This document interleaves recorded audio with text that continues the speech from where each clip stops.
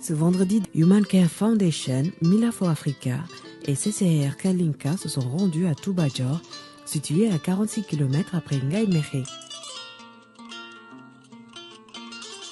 Madame Absafal revient sur les conditions dans lesquelles elle vivait en période hivernale avec ses enfants et qu'elle était obligée de mendier pour vivre et faire vivre sa famille.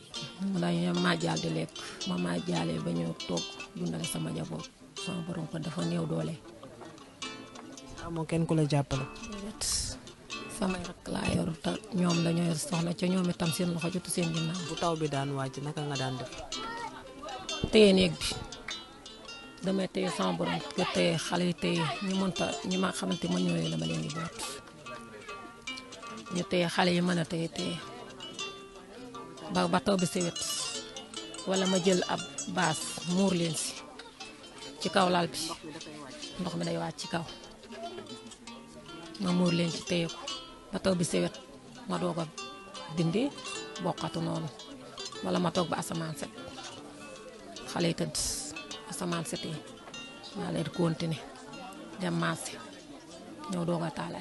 Mila for Africa est une fondation qui a été créée en 2020 officiellement. L'insolite femme aux lunettes noires est bien connue au Sénégal, en Guinée-Bissau.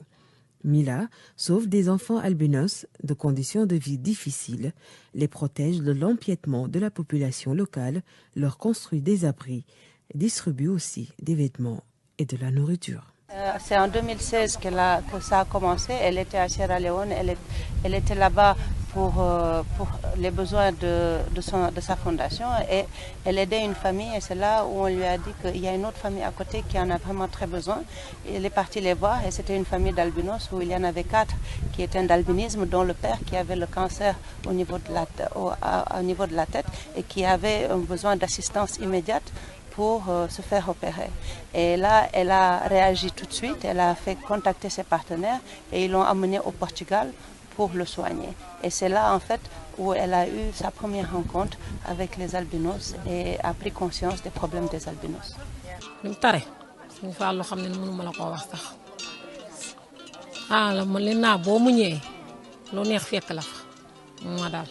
Puis, une lueur d'espoir arriva grâce à une vidéo envoyée à Mila for Africa et à ses partenaires. dañoo yëgaloon ne fii dafa am benn famille boo xam ne dafa souffriroon ci hivernage bi seen këru sàkket dafa yàqu woon ci taw bi léegi nag Mila ñëw fii mu gis leen mu yërëm leen te daf leen a gën a yërëmoon parce que itam yaay ji ak ñaari doom yi ay albinos lañ ay puuna lañ te moom fondation Mila for Africa dafay toppatoo puuna yi di leen di jàppale ci seen di wër yaram ba mu leen gisee dafa dem ci partenaire am yi ak réseau yi mi laaj leen pour ñu jàppale ko parce que dëkk sans kër te yow yaa ngi am albinos bi nga xam ne waroo nekk ci naaj dafa métti torop léegi nag ñoom ñu am seen benn partenaire bi tudd Human Care Foundation mu gis demande bi mu gis projet bi mu ne d'accord na ci léegi nag moom itam mu investir première maison bi muy tabax fii ci Sénégal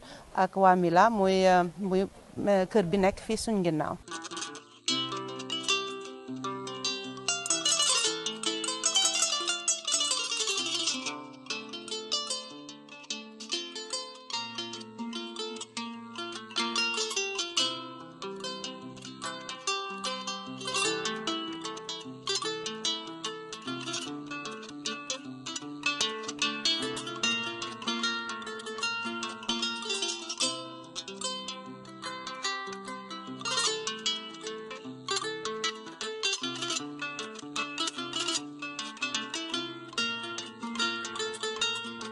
À partir d'aujourd'hui, kër gi sa kër la.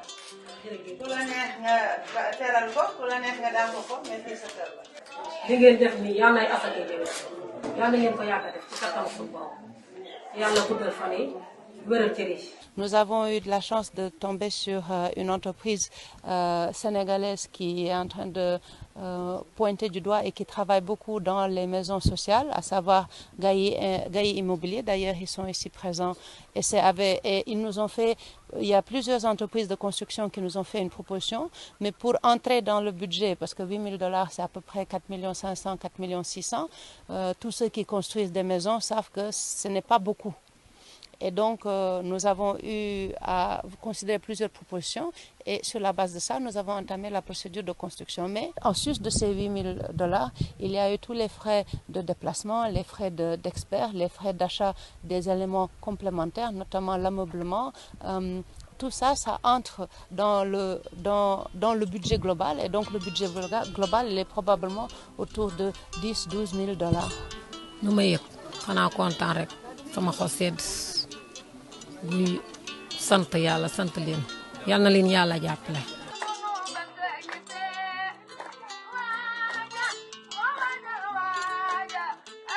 C'est devenu une mission pour moi de les aider, mais aussi d'aider le reste du monde à les comprendre, parce qu'il y a une très grande incompréhension et non-connaissance de comment souffrent les albinos et combien de problèmes ils ont et sur lesquels il faut travailler. On a réussi, grâce à Gaï, à entrer dans le respect du timing, de nos délais et de notre budget. Nous savons maintenant ce que nous devons faire pour les prochaines maisons, pour qu'elles soient peut-être tout aussi effectives, mais qu'elles puissent aussi être plus arrondi, parce que comme vous l'avez vu, il y a encore quelques petits détails à finir dans la maison, mais ça c'est rien par rapport à tout ce qui a été fait. Des dons, il y en a eu d'autres, des crèmes solaires pour les victimes d'albinisme, les fournitures scolaires remises aux représentants du directeur de l'école. Le chef de village a aussi magnifié le beau geste de Human Care Foundation, Mila for Africa et CCR Kalinka.